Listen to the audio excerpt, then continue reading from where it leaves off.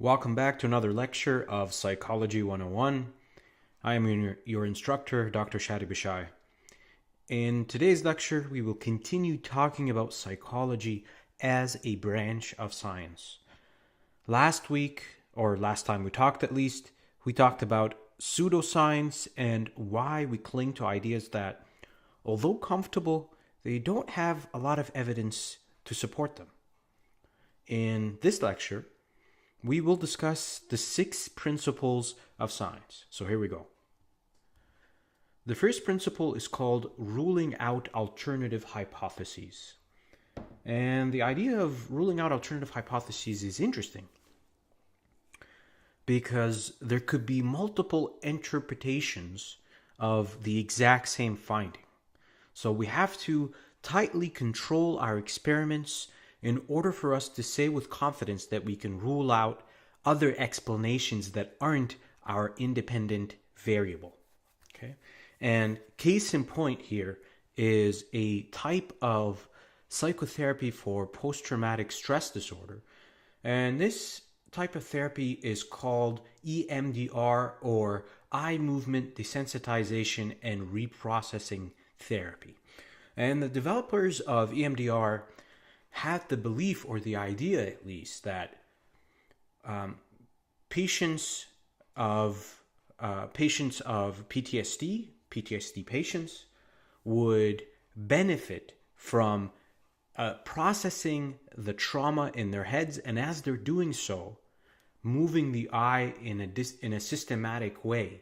And the belief here is that the systematic eye movement is going to reorganize the brain in some way to diminish or lessen or reduce the PTSD symptoms. Okay? Turns out, of course, that the very best type of psychotherapy for all kinds of anxiety disorders, including PTSD, which was formerly known as an anxiety disorder, is a type of therapy called exposure therapy, meaning that we get the most benefit in terms of diminishing our anxiety from exposing ourselves to the very thing that we fear. In PTSD, oftentimes the patients actively try to suppress or actively try to avoid any cues of the trauma.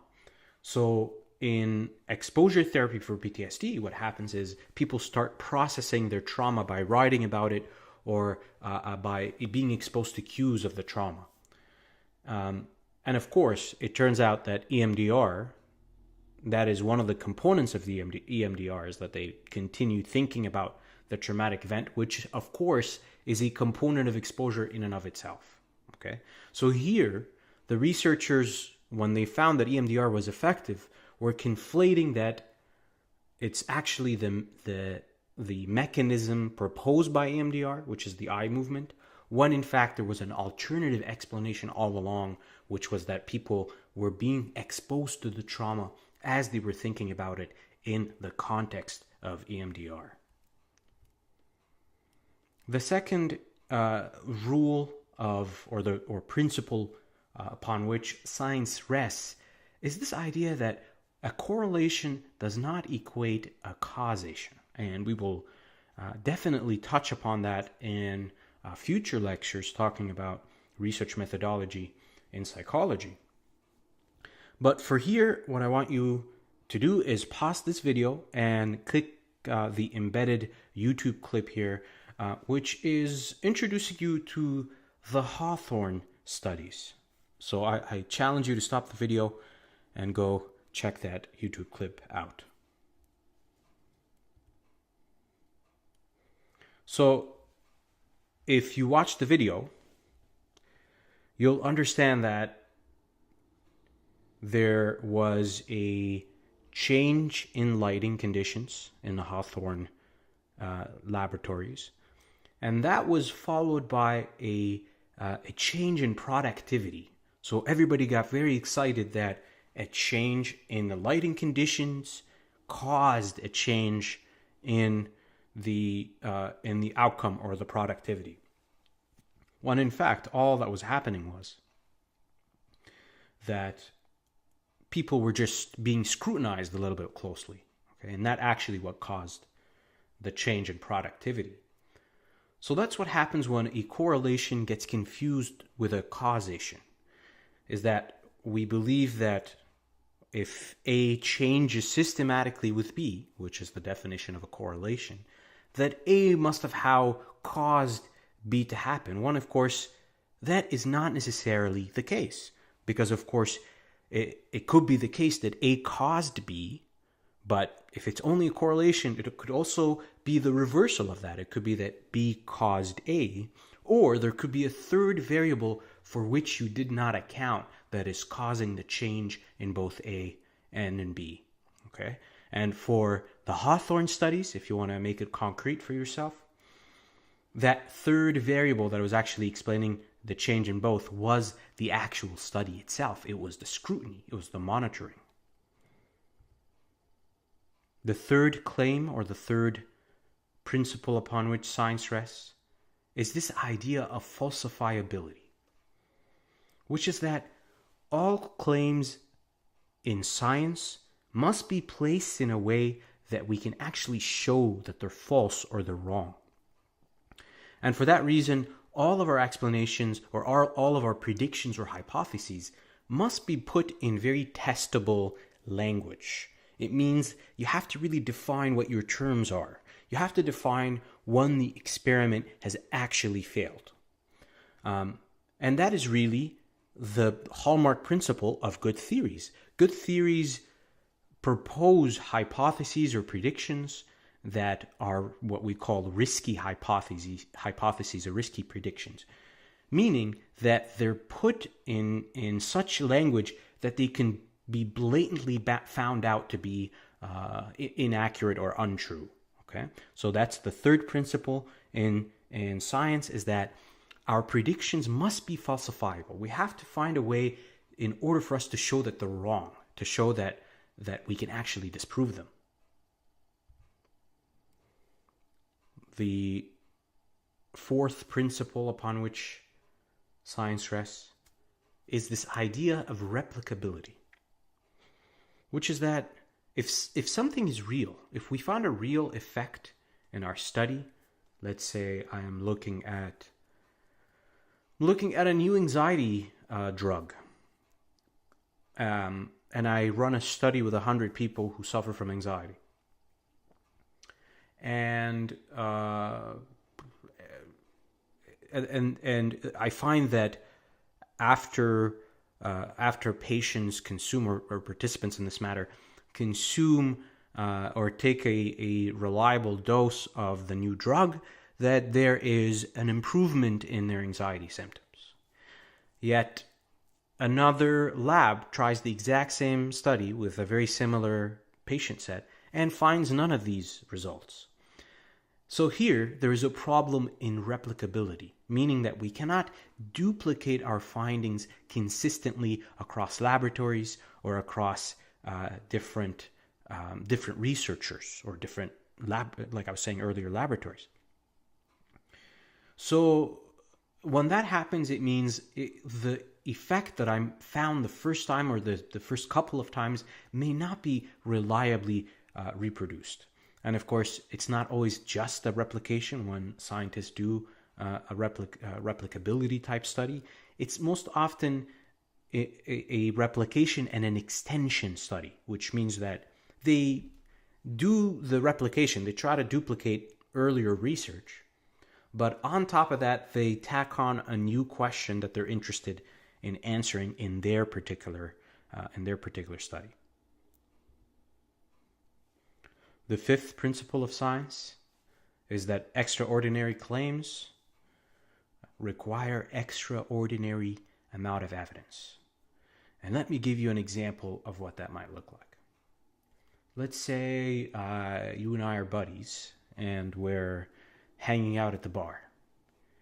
And we're talking, we're shooting the shit, and we're saying, you know what? I tell you, listen, I found a refrigerator-size diamond buried deep in my backyard.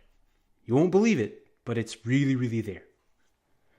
any reasonable person hearing this claim, which is extraordinary by all accounts, because of course diamonds most often don't grow that large, A. B. They're often not found in suburbia. So you, as well as everybody else listening to this claim, would be very skeptical and would require an extraordinary amount of photo evidence, video evidence, and in fact even evidence of one's own eyes in order to believe that claim that I'm making, which is that I found a refrigerator-size diamond in my backyard. This is exactly the fifth principle of science. If a claim is going to topple years of research of understanding about the world, then it must be, or at least must come packed with a ton of really extraordinary evidence that would topple old findings or old notions that we understand about the world.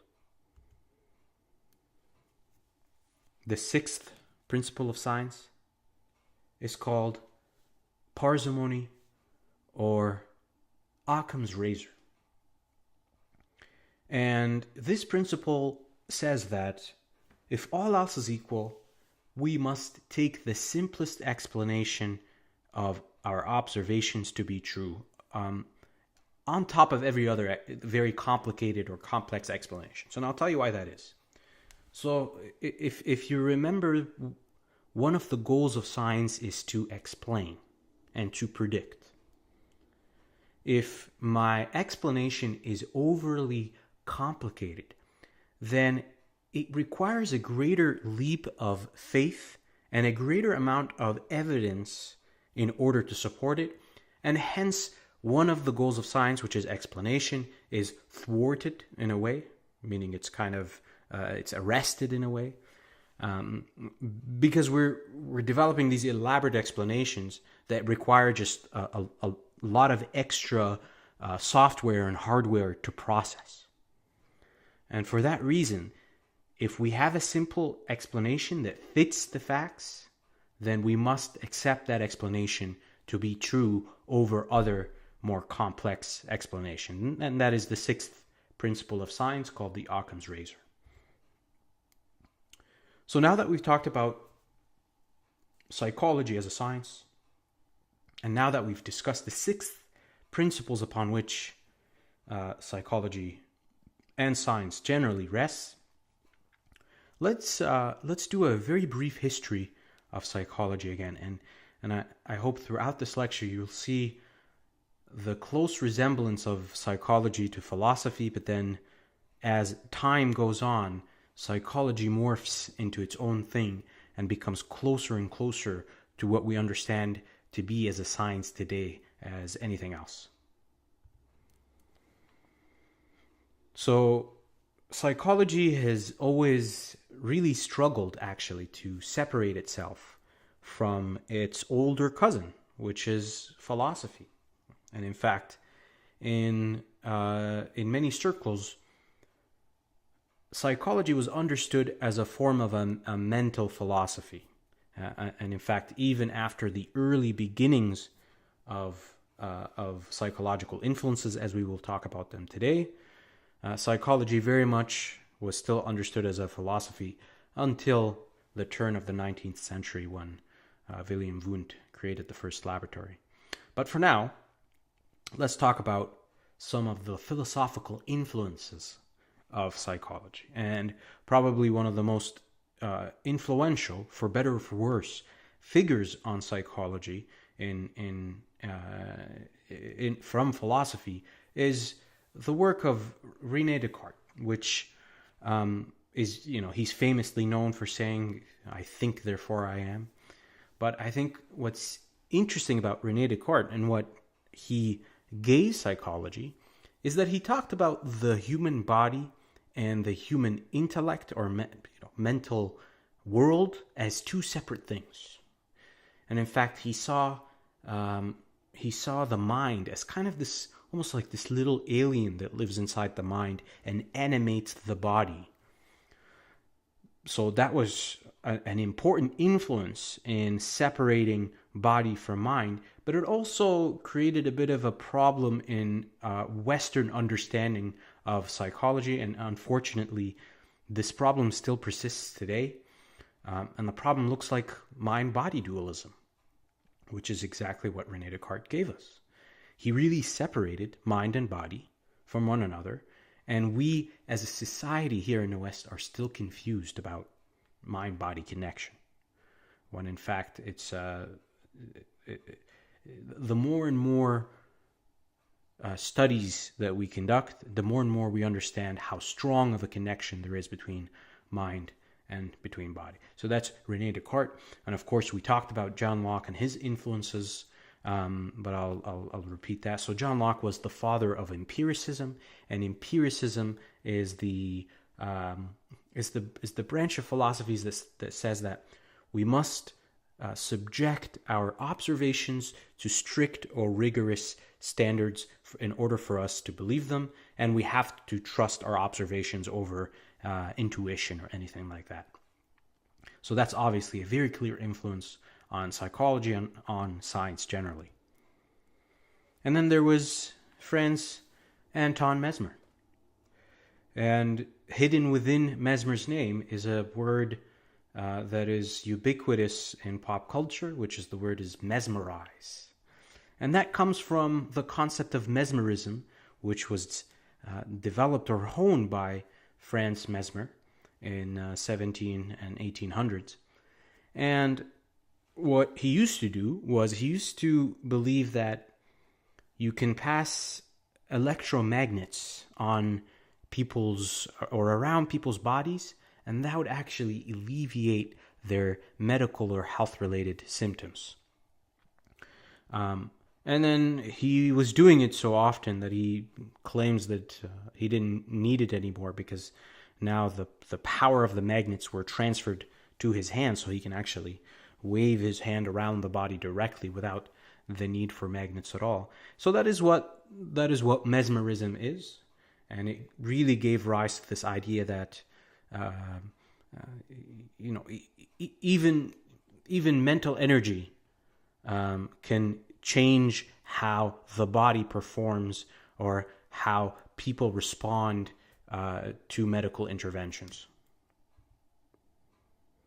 And then there was phrenology, which was a very popular field in the 17 and also 1800s, around the same time as mesmerism. And this is the field specializing in cranial measurements, which is this idea that every bump and every shape and every nook and cranny of your head represents different parts of your intellect or your personality. And in fact, if one studies the cranial indentations and measurements very closely, one can get a very accurate, at least this is what phrenologists believed at the time, one can get a very accurate view of the strengths and the weaknesses of the patient's personality, if you will. So that was a highly influential field, and again, as you can probably see the connections with psychology and the study of individual differences. So both mesmerism and phrenology led the way to what is now called mental philosophy. And mental philosophy was very much concerned with trying to understand human perception and human sensation. And you will see in a second that had a huge influence over a particular branch of psychology called introspection. So this mental philosophy, as it were, paved the way for the very first psychology laboratory developed by Wilhelm Wundt in late 19th century, 1879. And really the focus of the first psychology laboratory was in line with the focus of mental philosophy, which is to understand or to answer questions related to human experience and human perception. So what this first laboratory did was they devised a particular form of studying human observation, and they called it introspection, which is people who practice introspection must be highly trained in it, and it's basically trained observation to develop a detailed account of whatever experience that people are experiencing in reaction to some kind of a stimuli. Okay, so this laboratory specialized in this introspective methodology. And the first laboratory in psychology is really the beginnings of the 5 schools of thought in psychology. And I want you to remember these 5 schools of thought because they still bear their influence on psychology throughout the centuries. And the first school of thought that we still see influencing psychological work till today is the school of structuralism, which was actually associated with or aligned with the very first psychology laboratory developed by Wilhelm Wundt, the laboratory that I was just talking about, and later on Titchener. And the concept behind the school of thought of structuralism was to really get at the basic elements of human experience or human psychology. Much like chemistry gets at the basic periodic table of elements, structuralists dreamed of a psychology that is reducible to its almost the smallest bit of construction, if you will. And they very much relied on the method of introspection that I just talked about not so long ago, which is a trained observation of stimuli, just to describe the experience one goes through, for example, as they're being pricked by a pin, for example. What thoughts, when did you start to feel it in terms of at what pressure parameters did you start to feel the pinprick, etc. So introspection really became the poster boy for structuralism, but it also became its demise. And the reason for that is the more the proponents of structuralism did introspection on even these basic of human behavior, including feeling a pinprick, the more they understood that people had vastly different experiences in reaction to this very, very basic thing of being pricked by a pin. So at the very core of it, introspection was actually showing to structuralists that there might not necessarily be a basic structure to human experience or human psychology. Enter functionalism, which was heavily influenced by Charles Darwin on the concept of natural selection. And the school of thought of functionalism in psychology really concerned itself with how people evolved to have certain psychological traits or to behave in certain ways to solve problems in the environment.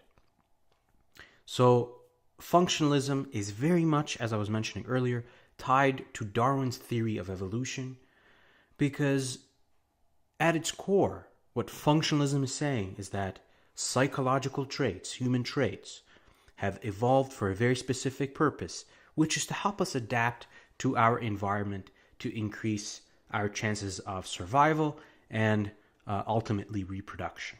Okay, so that is the second school of thought called functionalism, based on the function of human behavior and human traits.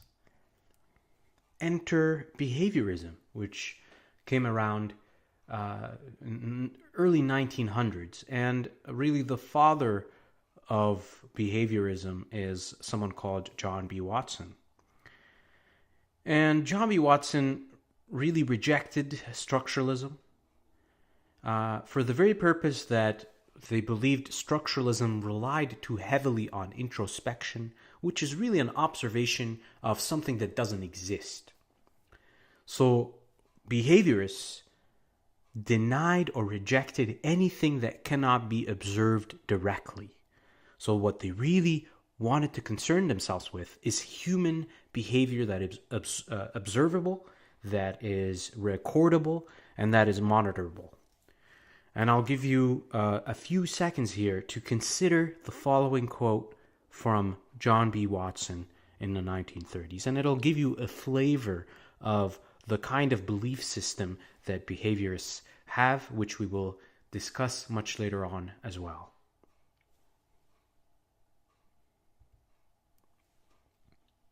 And I want you to think of these different schools of thought as almost, one school of thought would develop a theory or an idea of human behavior that turns out to be incompatible with their observations. And based on this incompatibility, another school of thought is born, and so on and so forth. So really, all of them paint a somewhat of an incomplete picture of human behavior and of human psychology. And cognitivism made the exact same claim about behaviorism for that very reason. So remember, behaviorism rejected anything that cannot be directly observed, such as anything related to mental events or thoughts or whatever it may be. And what they wanted to concern themselves with is purely just behavior. So they were not at all concerned with what happens between your ears. They were very much concerned with how you behave. Cognitivists rejected that notion as well. Almost a full circle back now to this idea that understanding human behavior alone cannot explain human psychology in its complexity. And we understand that what happens between your ears, which is thinking, has an extremely powerful effect over how you respond to your environment. So it's not just about understanding reward and punishment contingencies, which is really what behaviorism was talking about, is to really understand human behavior and understand why people do the things that they do and think the way that they do. That people just repeat the things that they've been rewarded for, so they repeat the behaviors that they've been rewarded for, and they try to avoid things that they have not found reward for or things that they're punished for. And cognitivism rejected this notion as well, or at least saw it as incomplete, and said that, it's not so much the rewards and punishments that people get, but it's also people's interpretations of these rewards and punishments. It's their cognitions, it's their value systems that live in their cognitive or information processing system. Again, every school of thought is building on one another to try and build a more complete picture of human psychology. Enter psychoanalysis, which is again one of the contemporaries of some of these schools of thoughts that we've been talking about. And psychoanalysis really started with a very specific case, and that's the case of Anna O, who later we learn is called actually, her name was Bartha Poppenheim. And what was going on with Anna O at the time was that she was experiencing very severe, almost neurological symptoms. So she was experiencing things such as, coughing fits. She was experiencing problems in her vision. She was experiencing numbness and paralysis in one of her arms. However, every doctor and neurologist she went to told her that they cannot pinpoint an organic or physical cause for her ailments. So she went and she saw Joseph Breuer, who then went on to describe her as a patient who is suffering from what was called back then hysteria, which is actually directly translated as the wandering womb. And of course, that term has since been abandoned for that very sexist reason. But the concept behind hysteria at the time was that psychological factors can actually impact your physiological health and your physiological symptoms. Hence, that is what Joseph Breuer believed Anna O suffered from, was this pent-up energy. And what Joseph Breuer did with Anna O was actually just give her an opportunity to vent, to talk about her symptoms, to talk about her believed source of her symptoms. And to his surprise, Anna O reported some symptom diminution. She reported her experiences, her symptoms as diminishing. We actually later learn through historical books that she got a little bit better and then she got much, much worse, so much so that she had to be admitted. Her symptoms were so severe. But anyways, I think with Anna O, the case was so interesting that he handed the case over to Sigmund Freud. And Sigmund Freud studied Breuer's notes on Anna O, and he talked to her extensively. And in working with Anna O and in working with patients who are very similar to Anna O, Freud developed his psychoanalytic theory of human personality. And psychoanalytic theory of human personality very much centers on the idea that there are unconscious drives or unconscious forces that influence the things that we do in our waking life. And understanding the problems in our unconscious terrain is going to help us live a better and more fulfilled life. And without question, psychoanalysis has been extremely influential and continues to be extremely influential. And as you will note, we will talk about and touch upon psychoanalysis in many other instances throughout our course together. So what does modern psychology look like? I mean, we touched briefly on its history. Modern psychology and psychologists can be found anywhere. They can be found and in fact, the majority of them can be found in university and four-year colleges. A large portion of them is self-employed. A number of them also work in private companies or work for nonprofit organizations, or they work for the government or schools.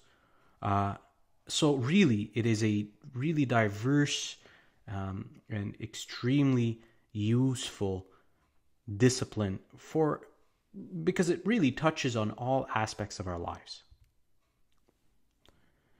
So there are many branches of psychology that exist today. So there's the clinical psychology, which is what I am. I am trained in clinical psychology. I'm a registered doctoral psychologist.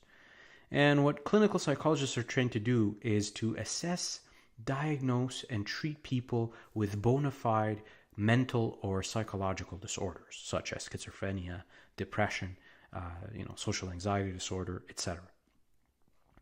On paper, counseling is different from clinical psychology. So counseling psychology is actually interested or tries to solve issues related to just transient stressful life events. So just temporary or situational problems such as marital problems, occupational problems, etc., and how they affect current living. So that's the difference between clinical and counseling on paper. However, these differences really do iron out when you actually go out there in the trenches in the field. Many clinical psychologists see people who are suffering from everyday kind of situational problems and stress-related concerns, and vice versa. Many counseling psychologists see people who suffer from bona fide and diagnosable mental health conditions. And then, so that's clinical and counseling. And then there's experimental psychology. And experimental psychology focuses on basic research aspect related to understanding memory, understanding language, and understanding things like social influences on human behavior. Okay, so all of these things may be in the service of some kind of an applied problem, but in experimental psychology, the drive and the focus is really in the science itself, in the discovery piece, and trying to understand human nature. So We can also have school psychologists, and school psychologists work alongside teachers and parents. And we can have developmental psychologists. School psychologists also focus on things such as learning difficulties or learning disabilities. And developmental psychologists who understand change over time, so gains and losses over time, so understand human development over time, for example, and including some of the late life challenges that we all face. Biopsychologists or health psychologists, they understand, or at least are interested in understanding physical basis of human behavior.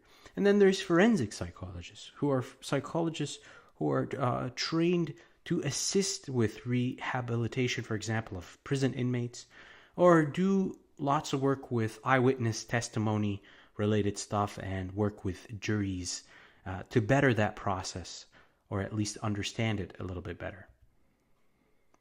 There are still many great debates that wage on in psychology, including the debate of nature versus nurture. It's less of a debate nowadays, of course, because the more we understand about human psychology and human behavior, the more we understand that it's really neither nor. It's both working through each other, synergistically, if you will. Nature shapes in the environment, and the environment in turn shapes and molds which genetics to be turned on, etc. And then there's another debate, which is this idea of free will versus determinism. Do we actually have full agency over our behaviors? And then finally, there are two arcing, or at least umbrella type categories in understanding research in psychology. And those are the branch of basic science, which examines, and again, as mentioned earlier, is really interested in understanding how the mind works just for the sake of understanding. And then there's applied research, which is research really focused or really geared to solving a particular everyday problem or a particular everyday issue. Okay, so that ends our lecture on psychology as a psychology as a branch of science. And until next time.